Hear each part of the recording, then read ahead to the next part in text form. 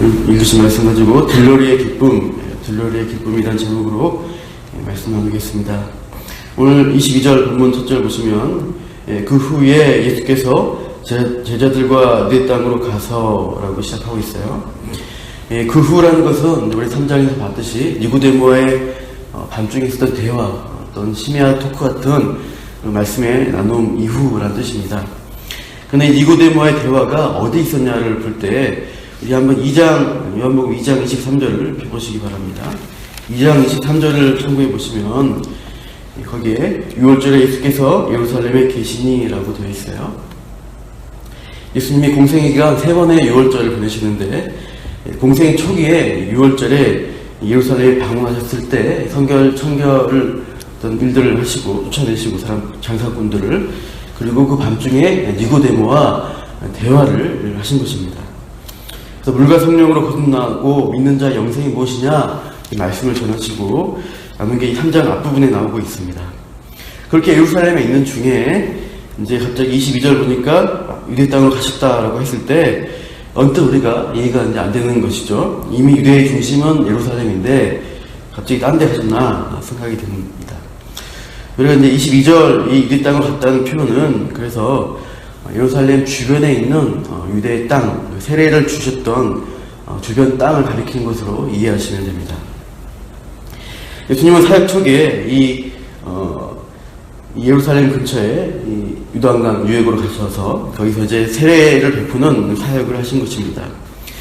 근데 4장 2절을 참고해 보시면 예수님이 친히 세례를 베푼 게 아니라 제자들이 세례를 주도록 하셨고 예수님은 감동만 하신 것으로 볼 수 있습니다. 근데 이 제자들과 함께 사역하는데 여기서 제자들은 참고로 12제자가 아닙니다. 12명이 아니고 요한복음 1, 2장 내용을 좀 보시면 예수님이 만난 이제 일부 제자들, 안드레, 원래 세례 요한의 제자였던 사람들인데 안드레, 요한, 베드로, 빌립, 나다나엘 정도라고 할 수 있어요. 이 나다나엘은 빌립의 친구입니다. 빌립이 소개해서 예수님 앞에 찾아오는데 다른 공간 복음서에 보시면 12제자 나중에 12제자 명단에 나올 때 항상 빌립과 바돌로메라는 연결이 됩니다. 빌립과 바돌로메 했을 때 해서 많은 주석가들은 이 바돌로메가 나다나엘이 아닐까라고 추측을 많이 합니다. 아무튼 공생의 초기 세례 베푸는 사역 때 예수님이 제자들과 함께 이 세례 베푸는 사역을 했던 것입니다. 이 세례 요한도 예수님께 세례를 주고 그냥 사역을 접은 게 아니라 세례 요한도 나름대로 또 세례 베푸는 사역을 계속했던 것이죠. 그러나 장소를 이제 옮겨서 물이 많은 곳으로 옮긴 것을 23절 보시면 알 수 있습니다. 살렘 가까운 에논이라는 곳에 정확히 어딘지 모릅니다. 추정하기는 사마리아 쪽, 북쪽에 요한강 중류 쪽에 어느 물 많은 곳에, 샘이 많은 곳에 가서 세례를 베풀었다라고 이제 보기도 합니다. 아무튼 헤롯 안디바에게 이 세례 요한이 잡히기 전까지 세례 요한은 계속해서 회개 세례를 전파하는 이 사역을 계속했던 것으로 보입니다. 근데 이 세례 요한의 이쪽에 어떤 유대인이 찾아온 것이죠. 25절 보시면 찾아와서 세례 요한의 제자들과 함께 정결 예식에 대한 변론이 붙었습니다. 아마도 이 세례가 정결하게 한 예식 중에 하나이기 때문에 이 세례 사역과 관련해서 이제 어떤 유대인이 찾아와서 논쟁을 벌인 것이죠. 그러다 이제 세례 요한의 권위 문제가 또 거론되었을 것이고, 또 세례 요한은 그의 신들매 풀기도 감당 못하겠다 했던 예수님의 그 관계가 무엇이냐까지 논쟁이 번지지 않았을까 생각이 듭니다. 그래서 이 변론으로 인해서 세례 요한의 제자들이 찾아와서 질문을 합니다. 26절 보시면 라비어 선생님 하면서 부릅니다. 한번 우리 26절 읽어볼게요. 시작. 그들이 요한에게 가서 이르되 라비어 선생님과 함께 요단강 저편에 있던 곧 선생님이 증언하시던 이가 세례를 베풀매 사람이 다 그에게로 가더이다. 이 제자들의 말인데 라비어란 단어는 제자들이 스승을 부를 때 존경심과 또 자부심을 가지고 그 스승을 부르는 호칭입니다. 근데 예수님에 대해서 언급하는 내용이 또 이제 26절에 있는데 거기 보시면 뭐라 되어 있어요? 선생님과 함께 요단강 저편에 있던 이라고 되어 있죠. 선생님이 증언하시던 이라고 예수님을 지칭한 단어에는 전혀 존경심의 표현들이 없습니다. 세례요한의 제자들이 볼 때 예수님에 대해서는 그 변론 이후에 더 마음이 그랬을 것 같아요. 자기 스승보다 늦게 등장한 어떤 사람이 또 세례 요한에게 세례를 받아서 이제 사역을 시작한 어떤 후발 주자인 사역자라고 생각하면서 자기 스승보다 좀 낮추는 것입니다. 근데 지금 실상은 그 예수님 그쪽의 사역이 더 인기를 끈다는 소식을 들은 것이죠. 그 유대인이 변론을 벌이면서 저쪽이 더 많다 사람이 이렇게 얘기하고 권위가 도대체 어딨냐 했을 때 그런 어떤 경쟁 의식을 느끼게 되고 예수님의 사역에 대해서 이제 질투와 시기심을 가지고 이렇게 이제 세례요한이 찾아와서 질문하는 거라고 할 수 있습니다. 그래서 이러한 이제 그런 마음을 가지고 세례요한에게 도대체 어떻게 된 것입니까? 질문할 때 참 우리가 이것을 이 제자들의 마음을 볼 때 이것도 우리에게 참 적용될 수 있는 내용이다 생각이 됩니다. 우리가 하나님 믿고 예수님 믿을 때 이러한 어떤 비교의식이나 시기심이 깨끗이 사라지는가? 그렇지 않습니다. 우리가 첫사랑 예수님 만나고 은혜를 많이 받았을 때, 충만할 때는 별로 그런 마음이 안 드실 겁니다. 근데 시간이 지나고요, 또 신앙생활이 익숙해지면서 참 교회 안에서도 서로 비교하게 되고 저 사람보다 내가 못하나 평가를 하게 됩니다. 나는 이 교회에서 인정받는 저 사람이 난 인정 못 받나 이런 평가들을 하면서 교회 안에서도 끊임없이 인간관계 안에 시기와 질투가 있는 것을 보게 돼요. 이것은 비단 사역자들, 목회자들 가운데서도 다르지 않습니다. 항상 목회자들 가운데 사역 때문에 또 눈에 보이기 때문에 교회 일들이 비교하게 되죠. 제가 이제 이 본문 보면서 책을 참고해 보았습니다. 이제 우리 합동신학대원의 은사이신 송인 교수님이 이 책을 쓰셨어요. 제목이 잃어버린 자아를 찾아서라는 책이고 젊으셨을 때 쓰신 책이고 이제 은퇴하셨습니다. 이 교수님은. 이 책에 보시면 본인이 처음에 이제 사역을 시작할 때 대학생 선교단체인 IBF라는 단체가 있는데 우리나라에 좀 많이 큰 단체입니다. 그 간사로 이제 사역을 시작했을 때 경험을 통해서 이 책을 쓰시게 됐습니다. 이제 한참 아무것도 모르고 이제 사역을 막 하면서 2년차 때입니다. 열심히 일 부딪히면서 배우면서 사역하는데 같이 사역한 다른 간사님과의 관계에서 어려움을 겪으신 거죠. 그분은 이제 그 다른 간사님은 김병선 간사님이라고 지금 인도네시아 선교사로 왕성하게 활동하시는 분입니다. 이분과 원치 않은 경쟁 관계에 놓이게 되었다라고 책에서 쓰시고 있어요. 의견 충돌이 있고 기질상의 차이가 있고 또 좋지 않은 비교식으로 관계가 어려워진 것이죠. 그해 2년차 했던 여름 수련회 때 그것이 이제 정점에 달하게 되었다고 합니다. 초등학교를 빌려서 이제 가평에 있는 데서 이제 대학생 연합 수련회를 열게 되었습니다. 이 두 간사님이 수련회를 진행하게 되는데 마지막 날 밤 이제 제일 중요한 이제 그 밤에 이제 캠프파이어를 했습니다. 캠프파이어 하면서 이제 설교를 하는 시간에 이 경쟁 의식을 느꼈던 경쟁 관계에 있었던 이 김병선 간사님이 이제 말씀을 하시게 됐어요. 참으로 그분의 은사와 모든 재능을 다 동원해서 아주 강력한 메시지를 전하고 대학생들이 감동을 받고 다 헌신하겠다고 무덤불 앞에 와서 엎드리고 막 이제 기도했던 뜨거운 은혜의 시간이었다라는 것이죠. 정말 은혜 받는 그 시간에 성령님이 역사한 시간에 그 자리에 하나도 은혜 받지 못하고 기쁨이 없는 분이 있었습니다. 바로 송인규 간사님, 교수님이신 이분이 마음속으로 저 간사님이 제발 설교 좀 못했으면 학생들이 감동받지 않았으면 하나님의 역사가 일어나지 않았으면 하는 그런 악마적인 간청을 주무쳐 외웠다라고 이렇게 쓰고 있어요. 은혜의 캠파이어를 앞에 두고 비교의식에서는 질투심, 패배감으로 이 송인규 간사님 마음속에 그 지옥불 같은 게 타올랐던 것입니다. 이 경험으로 이 간사님은 자신 안에 죄성이 얼마나 뿌리 깊은가를 절실히 고민하시고 잃어버린 자아를 찾아서라는 책을 쓰신 겁니다. 이 자기 안에 이 죄성의 문제 이 가지고 답을 찾기 위해서 성경을 보는데 이제 사도 바울의 경험을 가지고 이제 묵상을 하게 됐습니다.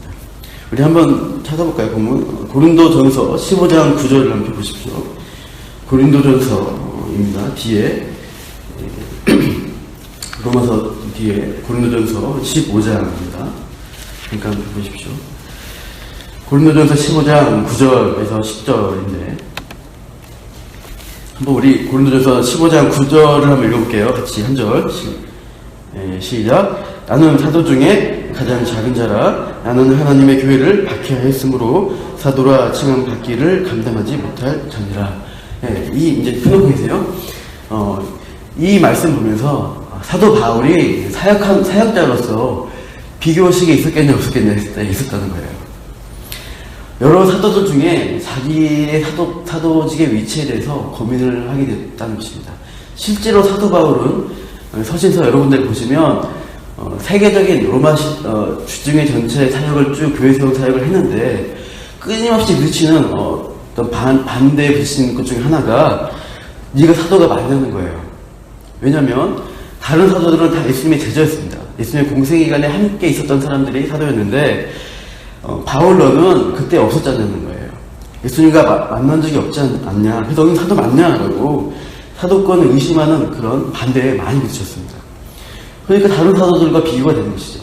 그러니까 그것에 시달리면서 이제 이 15장 구절처럼 사도 중에 가장 작은 자, 가장 마지막에 만삭에 난 자를 이렇게 하면서 얘기합니다. 만삭되지 못해서 난 자라고 말씀한 분이 또 있죠. 이런 어떤 비교식이 있는데, 그래서 이제 15장 10절 중간에 보시면 내가 다른 모든 사도보다 더 많이 수고했다. 굉장히 열심히 왕성하게 사역을 한 건 사실입니다. 더 열심히 했지만 항상 난 작은 자라는 것이 비교식에 힘들어했다는 것이죠. 그러나 이 사도 바울이 이 사도권의 문제에 비교해서 이제 극복할 수 있었고, 또 이것을 하나님의 은혜로 감당할 수 있었던 것은 뭐냐? 제가 말해버렸네요. 10절에 나오는 것이 답입니다.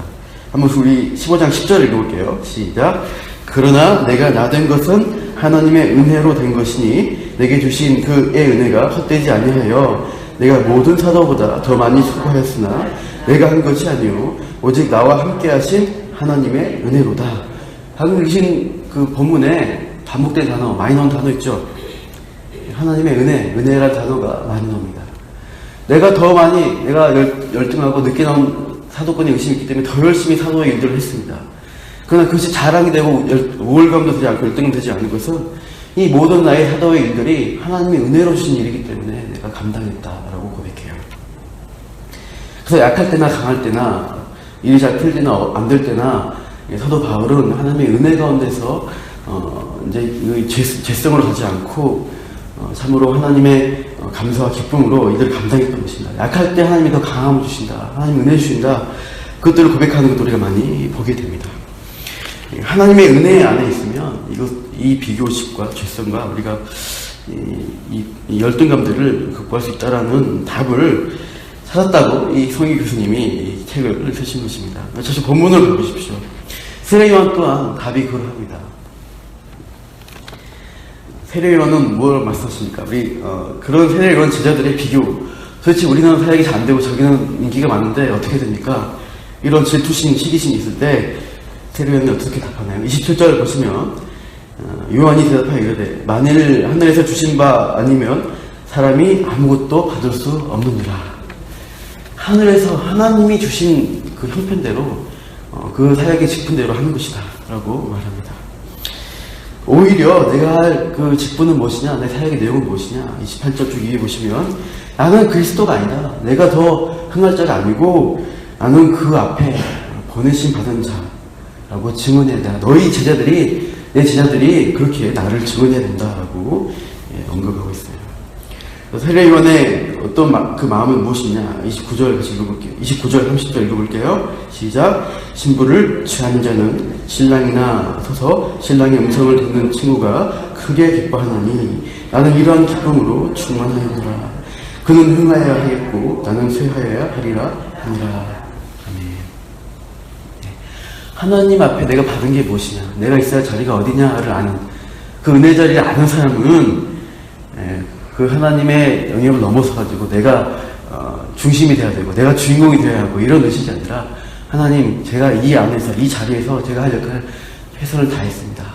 하나님 주신 일에 만족하고 제가 참 하나님이 하실 일들을 기대하며 제가 이 정도까지만 합니다 라는 고백이 있는 거예요. 그러니까 결혼식 할 때 들러리가 와가지고 내가 이 결혼식의 주인공인데 라고 생각하면은 참 결혼식 어떻게 됩니까? 안 되잖아요.